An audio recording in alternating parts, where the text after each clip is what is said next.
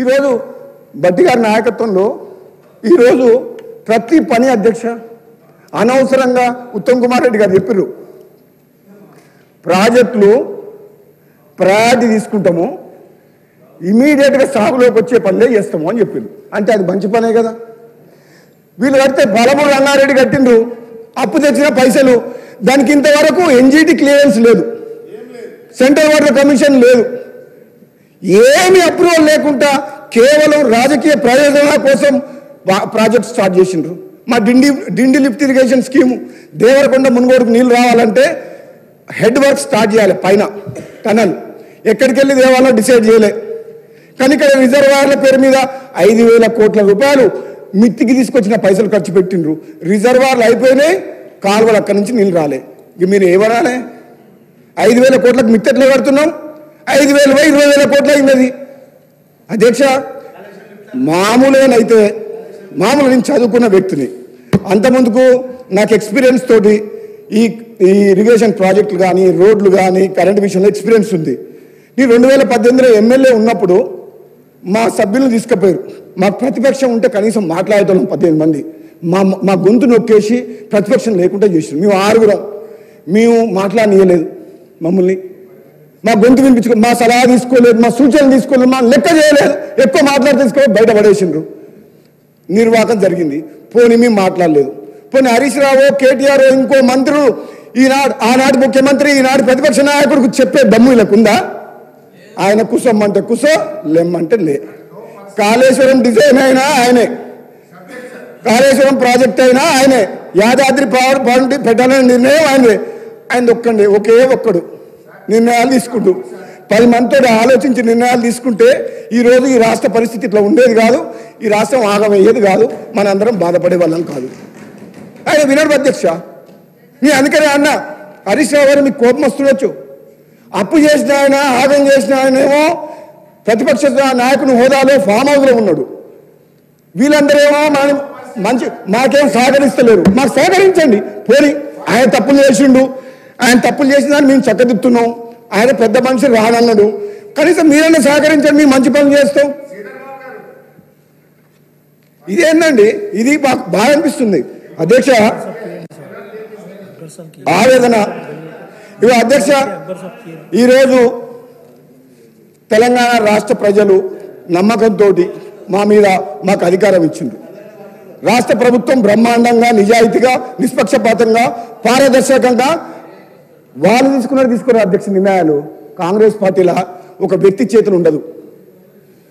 మంత్రివర్గం, ముఖ్యమంత్రి గారు అందరూ కలిసి కూలంకషంగా చర్చించి అఖిలపక్ష వాళ్ళని సంప్రదించి ఏ నిర్ణయం తీసుకోవాలో 1కి 100 సార్లు ఆలోచించి నిర్ణయాలు తీసుకుంటారు. అది కాంగ్రెస్ పార్టీ ప్రభుత్వం. అది మీరు చేయలేరు ఆ పని, మేము చేస్తాం ఆ పని. అధ్యక్ష వాళ్ళకు మా మాటలు నచ్చవు, ఎందుకంటే ఈ నిజాలు నగ్న సత్యాలు. అధ్యక్ష యాదాద్రి పవర్ ప్లాంట్ కానీ, కాళేశ్వరం కానీ, సీతారామ ప్రాజెక్టు కానీ ఏదైనా అనవసరంగా ఎస్టిమేటెడ్ కాస్ట్ పెంచి లక్షల కోట్ల రూపాయలు అప్పులు పాలు చేసింది. అది అవును. ఓఆర్ఆర్ విషయంలో పొంగులేటి శ్రీనివాసరెడ్డి గారు క్లారిటీ ఇచ్చిండ్రు. ఎంక్వైరీ చేస్తే మనం ఏదైనా నిజాలు తెలిస్తే రద్దు చేయొచ్చు టెండరు. పెద్ద కుంభకోణం. 30 ఏళ్ళు వచ్చే ఆదాయం వచ్చే ఒక కామధేనువుని అప్పటికప్పుడు రాజకీయాల కోసం, ఓట్ల కోసం అని చెప్పి అప్పటికప్పుడు రైతు రుణమాఫీ చేసేందుకు అమ్ముకున్నారు తక్కువ ధరకు. అదే ఉంటే 2 లక్షల కోట్ల రూపాయల ఆదాయం మనం 30 ఏళ్ళలో మన రాష్ట్ర ప్రభుత్వానికి వస్తుంది. 2 లక్షల కోట్ల రూపాయల ఆదాయం వచ్చే ఔటర్ రింగ్ రోడ్ ప్రాజెక్ట్ని వాళ్ళు 7,000 కోట్లకే తప్పుడు ఆదాయం చూపించి, తప్పుడు ఖర్చు చూపించి, ఆ నిర్వహణ ఖర్చు ఎక్కువైతుంది, ఇన్కమ్ తక్కువైతుందని చెప్పి ఎవరో బాంబే పార్టీకి, మహారాష్ట్ర వ్యక్తికి చీకటి ఒప్పందం చేసుకుని అమ్మేసింది. ఈరోజు అది బయటకు వస్తుంది తప్పకుండా. ఏ విషయమైనా నిజం నిప్పు లాంటిది, అన్నీ బయటకు వస్తాయి అధ్యక్ష. అదేవిధంగా అధ్యక్ష హరీష్ రావు గారు అయితే మళ్ళీ మాట్లాడతాడు. నీ మాట్లాడిన తర్వాత ఆయన మాట్లాడిన మళ్ళీ చమత్కారం అయిపోయింది అధ్యక్ష. 5 minutes 2 minutes అంతే. ఎందుకంటే గతంలో చెప్పినా మళ్ళీ చెప్తున్నా, కేసీఆర్ కుటుంబ సభ్యులు ఎవరైనా సరే మాటల్లో వాళ్ళు మించిన వాళ్ళు ఎవరు లేరు. మాటల్లో చిత్రత హరీష్ రావు గారు, కేటీఆర్ గారు ఎందుకో భగవంతుడు వాళ్ళకి అట్లా ఇచ్చిండు బ్రాండ్. అబద్ధాలు కాదు, అబద్ధాలను నిజంగా చెప్పినా కూడా హరీష్ రావు గారు చెప్పగలుగుతారు. హరీష్ రావు గారు ఎటువంటి మనిషి అంటే మోస్ట్ క్యాపబుల్ పర్సన్. ఎందుకంటే ఆయన ఎందుకు మెచ్చుకుంటా అంటే అలా మాట జగదాడు అధ్యక్ష. ప్లీజ్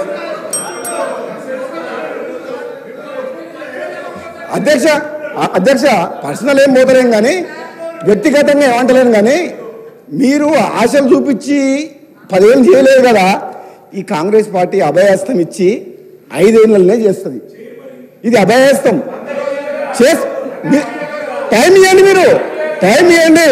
హరీష్ రావు గారు మేము కూడా చదువుకున్న వాళ్ళము, తెలంగాణ ఉద్యోగంలో ఉన్నాం, పార్లమెంట్ సభ్యునిగా తెలంగాణ కోసం కొట్లాడిన అధ్యక్ష నేను. మాకు కూడా తెలంగాణ అంటే కమిట్మెంట్ ఉంది. మీకు సమయం ఇచ్చినప్పుడు మీరు ఏం చేసిండ్రో ప్రజలు చూసిండ్రు. మాకు అవకాశం వచ్చింది ఇప్పుడిప్పుడే 1 సంవత్సరం అయింది. 100% ముఖ్యమంత్రి రేవంత్ రెడ్డి గారి నాయకత్వంలో, మా డిప్యూటీ సీఎం భట్టి గారి నాయకత్వంలో, ఉత్తమ్ కుమార్ రెడ్డికి చాలా మంది సీనియర్ పీపుల్ ఉన్నారు అధ్యక్ష. ఇక్కడ మామూలు వాళ్ళు ఎవరు లేరు. మీ దగ్గరనే 1 మ్యాన్ షో. ఇక్కడ మేమందరం చాలా చదువుకున్న వాళ్ళు. మా మాట భట్టి గారి దగ్గర పోయి మాట్లాడుకునే స్వేచ్ఛ మాకుంది. మా ముఖ్యమంత్రి గారు ఏదైనా నిర్ణయం తీసుకుంటే అట్లా కాదు ఇట్లా అని చెప్పి విద్య విషయంలో, వైద్య విషయంలో, రోడ్ల విషయంలో ఇప్పుడే పోయి ముఖ్యమంత్రి గారిని కలిసి వచ్చిన ఈ పంచాయతీ